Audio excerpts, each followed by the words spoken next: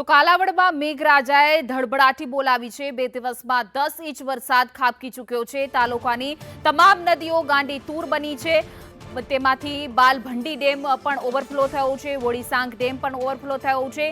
ઊંડ 3 અને ઊંડ 4 ખારાનો ડેમ પણ ઓવરફ્લો થયો છે।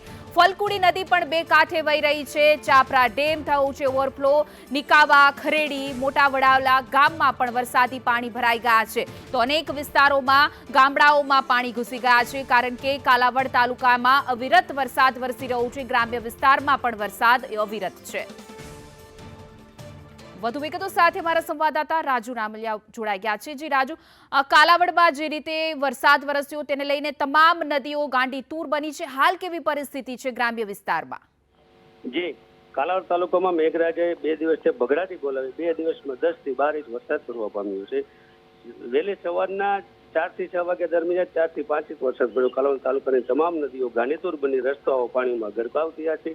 તાલુકાનો બાલમણી dam, વોડીસાંગ dam, Und 3, Und 4, ખારાનો dam, ફુલકડી નદી, ચાપરા ડેમ સહિતના તમામ ડેમો ઓવરફ્લો થવા પામ્યા છે। તાલુકાના નિકાવા, ખરેડી, મોટા વડાડા, ખંડેરા, કાલાવડ, ઝાલાસણ, જામવાડી, નવાગામ સહિતનો અતિરેક વરસાદ પડતા તાલુકામાં જળબંબાકાર જેવી સ્થિતિ સર્જાવા પામી છે।